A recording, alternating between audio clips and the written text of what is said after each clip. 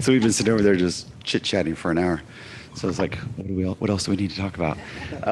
Well, thanks for joining. It was great to meet you. We just met today, but it's been a fun conversation. So we caught up about 2 weeks ago about Vanguard and how they work. So I want to give them the ability to introduce themselves because it's really interesting. So tell me a little bit how you got to Vanguard, what you do, and a little bit about your business. Hi, Melody Liu. I work on the retail side of Vanguard. So we sell and promote our services to consumers who are looking for funds, brokerage accounts, and advice. So more of that DIYer of an investor, or also somebody who's also looking for a little bit of help from an advisor. I've been at Vanguard for almost 4 years now, I guess. That went by really fast. And it's actually my first foray into financial institutions. Before this, I was at Ogilvy and Brand Consulting, as well as Sears, the large big box retailer. And what was your other question? Just about, I think you answered it. Just, all right. Yeah. Go ahead. There you go.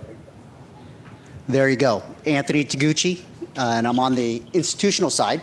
So when you think about your retirement and the benefits that you get from your employers, that's the business that I'm in.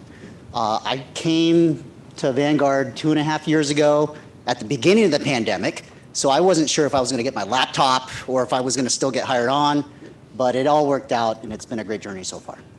So just to break into your two different businesses a little more, Anthony, I'll hit you. Can you explain a little bit about the institutional side of your business and who your target clients are and how the branding definitions are? It's really interesting. Yeah, absolutely. So when you think about the institutional business and what we're doing, think about when you have your retirement benefits from your employer, you log on to a system that supposedly has your balance.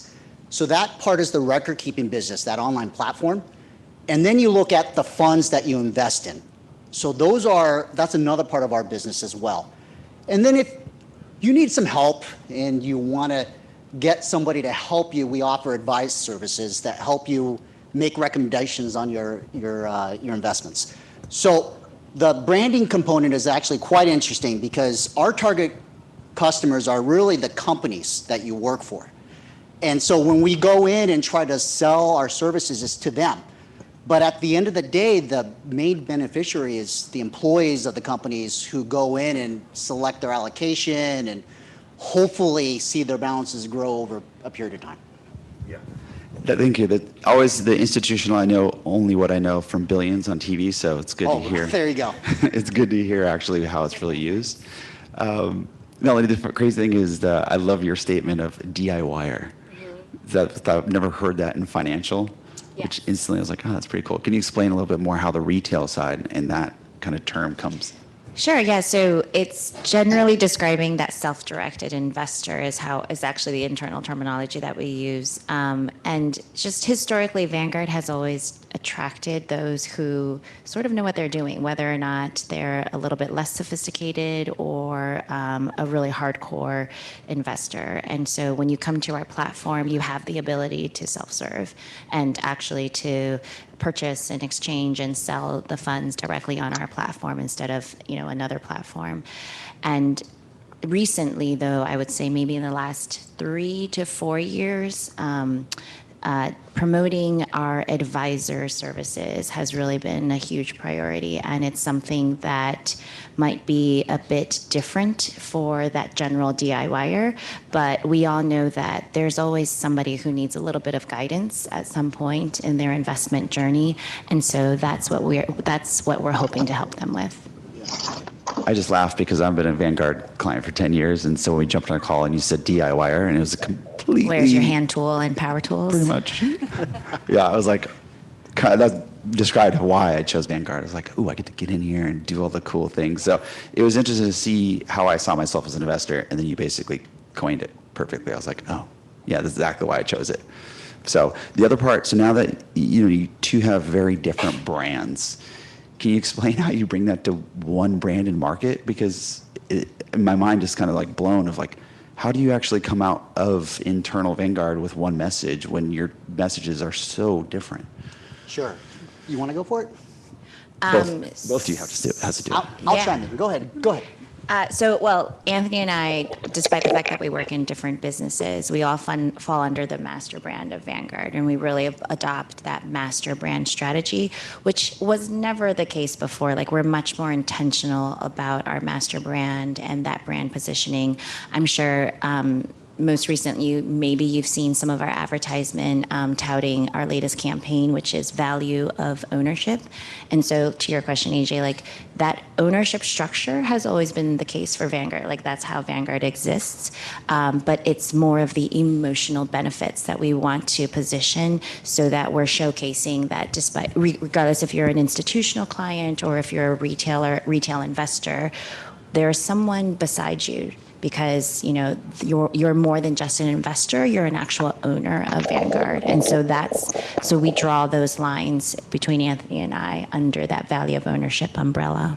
Yeah. And what's really great about that sort of central focus as an enterprise is then you take it down to our particular areas of business and say, how does that become relevant to that group? And so when you think about the institutional business and you think about the ownership piece, you think about then what's on top of mind for most Americans today, and that's wellness. And so how does our ownership structure really provide better and more differentiated value through the ownership structure to help with our financial wellness? And it's a really powerful story. I just find it really cool. You guys have almost a counterpart in the brand side. So instead of having to be isolated, you can say, I don't know, is this really it? So do you guys get together and have like a brand meeting? And is it like 2 people or is it like 50 people? Like, how does that work? No, there's a significant brand team that's separate from Anthony's team and my team. And so, no, it is a big part of the I would say practically daily discussions that we have. And yeah, we're consistently meeting together to ensure that we're all approaching value of ownership in a similar way, with also the understanding, though, that there's just certain things that we would have to do a bit differently in order to call out, for instance, like the funds that we would be selling in retail, or something that could be different for plan sponsors or even plan participants. And so we allow for that flexibility, if you will, between business lines to really have like our own translation of value of ownership. Do you see, having been other companies, do you see this as something consistent across companies or unique to Vanguard? So I've been on the brand side or the client side my whole career. And I would say that in some cases, some of the brands who've done it better have had a central function. So I came from MasterCard prior, Nestle prior to that, and Pfizer. So there is a core element of coordination, if you want to keep that master brand in place, is really critical. Somebody has to own it. If nobody owns it, then you're sort of rolling the dice around how you show up to the market. So.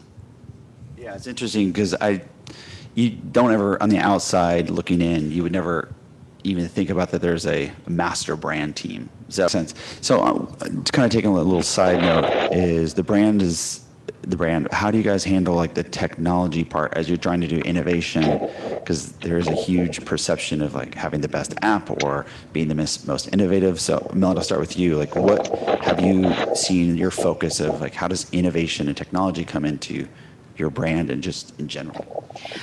I do think that it's more of the back-end capabilities that we've really been focused on, especially in retail. Modernization is a very, very large initiative across all of our experiences, both on the client side as well as the prospect side. So just making sure that our MarTech stack is also servicing us in the right way for marketing, and that our CRM is servicing us in the right way for operations. So there's just a lot of work that's been done on the back end. In addition to that, though, so I own like the site experience from and we call it like the front door to Vanguard, right? So like as soon as you type in Vanguard.com, what is that experience that we want users to have? And so there's also a lot of changes. I'm sure if you've been a Vanguard customer for a while, I'm hoping you've seen some of the changes that we've been making on the user experience side. So all of that is under this initiative of modernization that we've been really trying to work on. including the mobile app. Yeah, no, we talked about that. We'll talk about that later. Yeah. Anthony, how do you go into your version of like how technology fits in yours? Because it's very different too. Yeah, critical. I mean, if you think about technology, we live in a world where even the last couple of years, we were forced to really use digital channels to accelerate our business. Slightly different from the institutional side to the retail piece, we had really empowering our sales organization, individuals who met face-to-face for much of the business nurturing and development. And so to complement what Melody just mentioned, and then also thinking about our sales organization and how do we equip them, we had to really rethink the innovation around what we did there as well. So when you think about the journey of just meetings, I mean, after 5 minutes, you're probably just like, why am I on this meeting, right? You get meeting fatigue, where we had to think through how do we keep the meeting engaging, right? Is there content and is there stuff that we want to do that we could do before the meeting and after the meeting? Instead of sending an attachment of a deck that somebody has to look through, can we create innovation around how we present that information, maybe through a web experience, right? Where we can go in and actually demonstrate the content in a way that can be really relevant, but yet quick and just really engaging at the same time. So we've had to really rethink that, and technology was at the core. It's interesting. So taking that in a different step further, during COVID, what have you seen the biggest changes in how you interact with your clients, you interact with people, and then how you actually change your business both as a brand, but also what's different? Like, how is it different over the past 4 years and moving forward? Yeah, I would say one of the biggest changes is that meetings that used to be a certain length can no longer be that length, right? You have to be very focused and very intentional around a shorter window of access. So that's a big change. The other piece too is that people over the last couple of years gotten used to actually being on camera.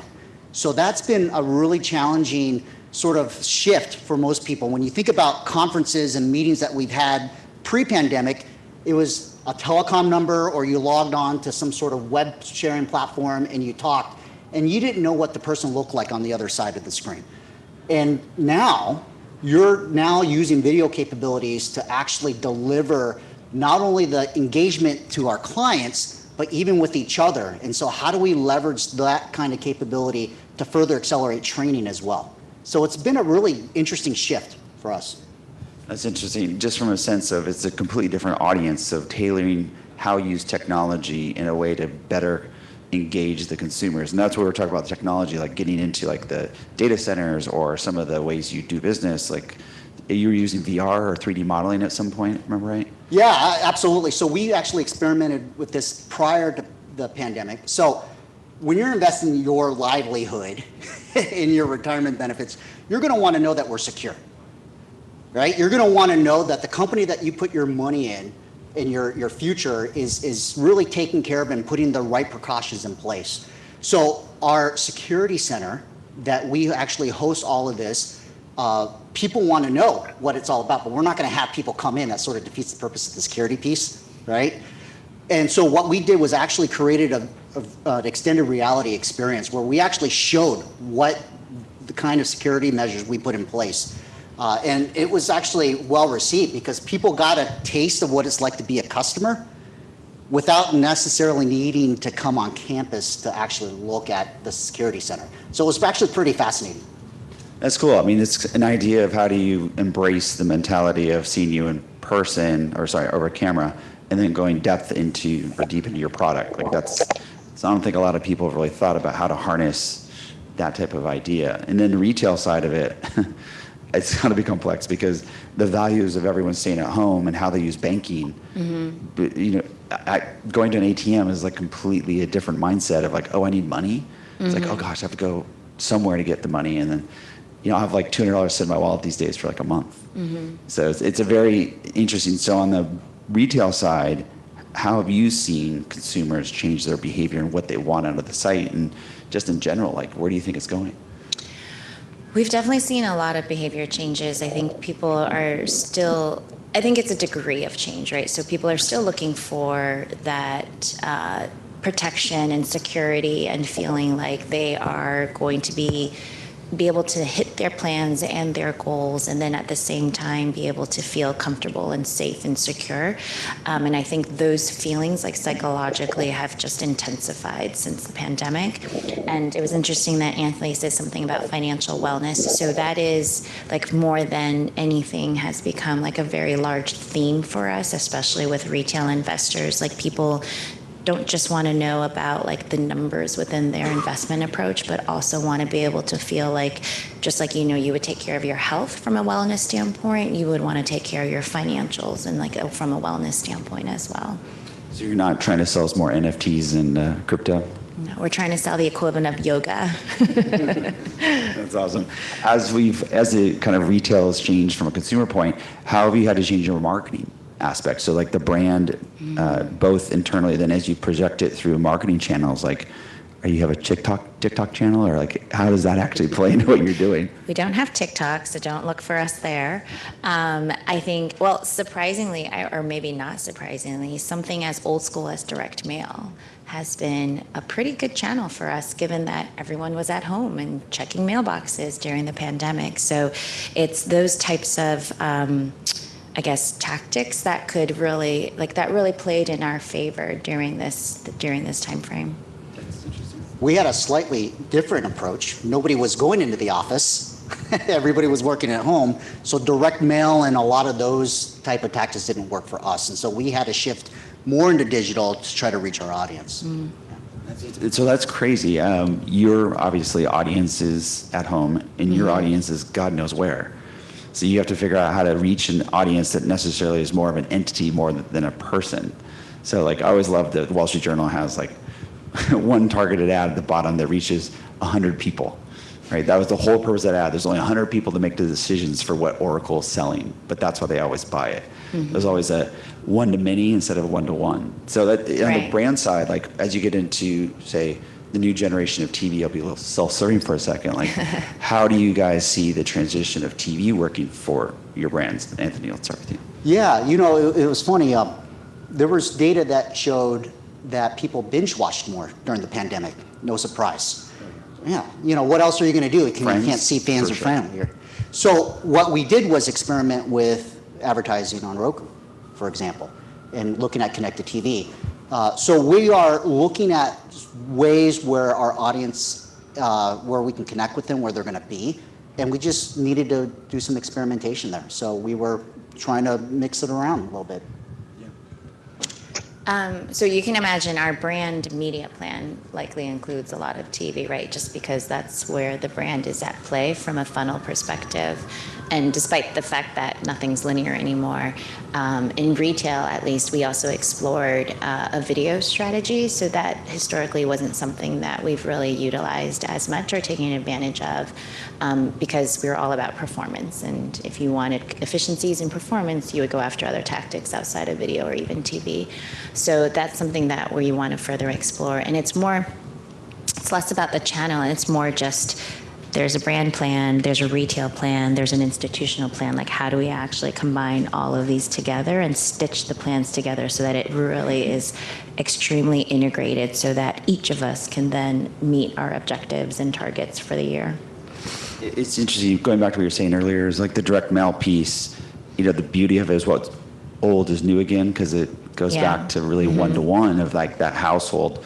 This is what's interesting. I come from a programmatic background, so I was always in depth with the cookie. But when you're talking about brand for a credit card or just banking in general, it's about a household decision. So it's interesting that in programmatic, it's people-based, which is a great way to message people mobily. But in the actual decision of like, my wife and I, she always wants to know where our money is. Like, where did you put our money? I might change.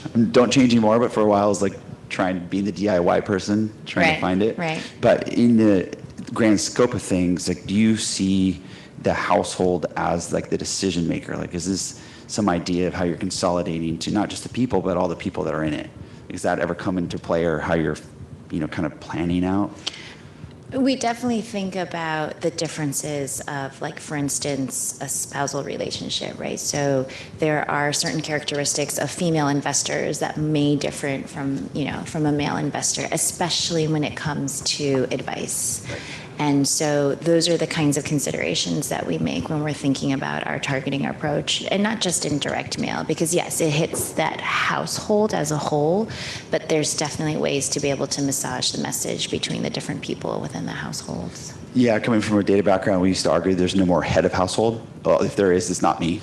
It's definitely my wife. the dog. So, yeah, exactly. Could be anyone. But it is a shared, like in our house, it's very much a shared mentality. So, Yeah.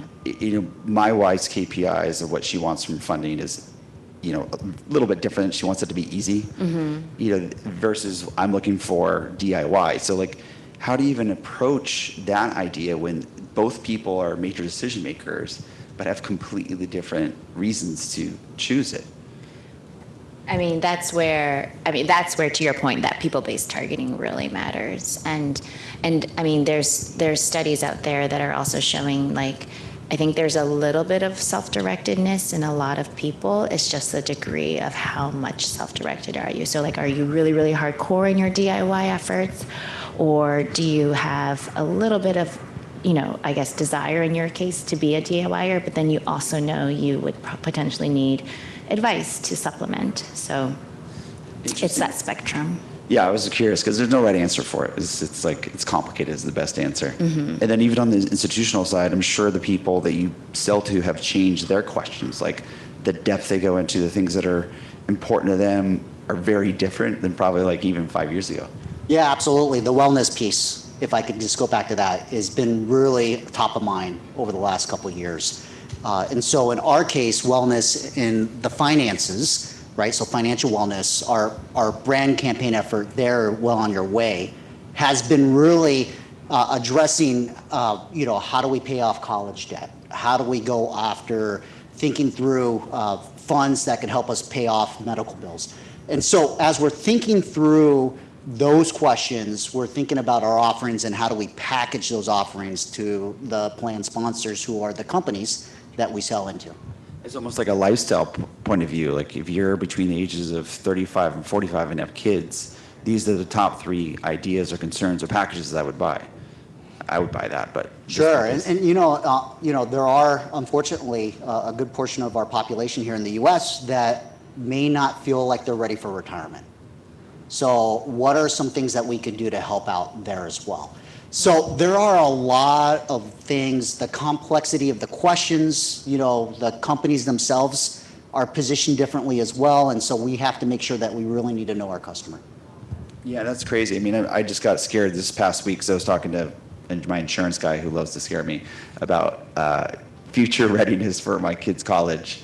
And it just freaked me out, like instantly logged on, like how do I solve this? And so I can totally understand that our priorities have changed so quickly, and the brand has to change too. So like how you actually position it. And interesting, you're doing it in real time because, let's be honest, like COVID has changed everything so fast. So like when I talk about TV, a lot of the TV partners had 5 to 10 years. They kind of figured that the transition of linear to CTV would happen, and then COVID happened. So the viewing behavior of TV changed basically in 3 months. Which is, no one was ready for it. We're still, 2 years into it, and people are still not ready for it. Like CTV is still being talked about. Should we buy it? And how it is. And as a brand, like how, do you guys ever talk about the change happened so quick? Yeah, absolutely. And we even talk about our talent.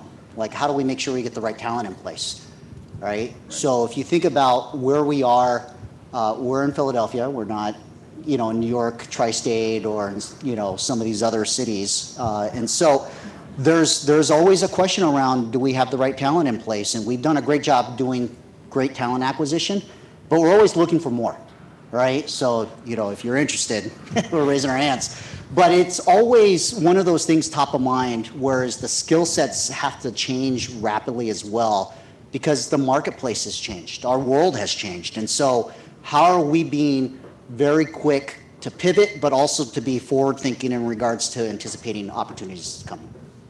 Yeah, so like, do you on your team, do you embrace the idea of like getting people from different parts of the country into your brand? Because, a little bias being on the East Coast, like I work a little bit better with East Coast people, but that's not the entire U.S. So is it better to have a distributed team, do you think, now, or is it still better to be centrally located, like near HQ?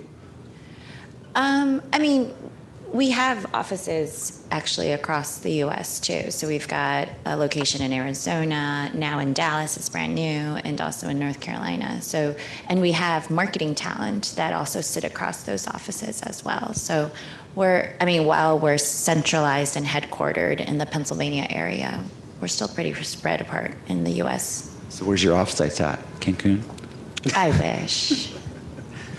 That's interesting. I mean, I think the problem we run into is how do you bring people together? So this week's been interesting. I don't know how many people went to Adweek, but the amount of people that were in person, it was kind of the idea like we're back in some degree. And then I have 2 meetings today that with agencies, and they're not in person. So I'm like, wah. I'm kind of disappointed, like, oh, can't meet in person. So it's an interesting aspect of we're kind of going back.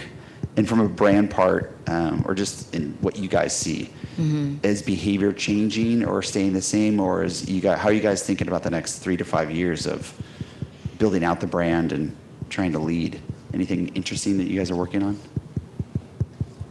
Yeah, I mean, we're doubling down on this wellness piece for sure. The value of ownership and making sure that we extend the master brand is going to be top of mind going into next year for sure. So there's that, the Well On Your Way piece that we're doing on the institutional side, but there's just a real huge interest around making sure that this concept of like endurance marketing and really building the brand is going to be an important investment for us. Well, we can wrap up, but I think the most interesting takeaway I took from all of our conversations is this idea of master brand. I thought that was really cool, like our conversations of how you guys have your own brand, but then there's this idea of master brand. That was something that was I hadn't heard a lot, and talking to you both about it is so complex to keep because there's other brands inside of Vanguard also, not just even what you guys do, but there's more. So it's thanks for telling us about it, because I think it is something that's super interesting to hear how a big business like yours actually has one message, which is so hard. Yeah. So thank you. Any questions? One sec. Wait for the mic. Thank The you. mic. Sorry, getting away with myself there. Anthony, it sounds like you are targeting more obviously the intermediaries, the partners to actually buy from Vanguard. And in Melody, you're actually targeting more the end consumer, the D2C. That's right. So how does your messaging and targeting differ? And what's your understanding of the audiences when you go to market to separate groups? I'll take that first. Yeah. So when we think about the master brand piece, we work with that central team to think through how do we target all audiences. Because at that sort of high enterprise level wide, we want to make sure that we're clear around the value proposition and what we're communicating there. When we get back down to the divisions, right? So I'll tap the institutional piece. We use that as the sort of the hook or the reason why through then the wellness offer that I mentioned on the Well On Your Way efforts that we're doing. So we have to be very coordinated and think through deliberately around the message integration to reach the right audience, at least from my side. And I guess for us, like, we definitely pull from more of the emotional benefits that come out of that value of ownership positioning. So, I mean, I'm sure you've heard of Vanguard before in the past, where we were always about the long-term approach, the low cost, and those are pretty functional. And so for our retail investors, we definitely pull from like, no, we actually are here by your side. You're more than just an investor. Like, we really do stand behind your financial goals and want to be there with you as you're making them and achieving them. And that's true for any of the audience segments that we go after on the retail side. So it's more like the language and the message. Any other questions? Okay.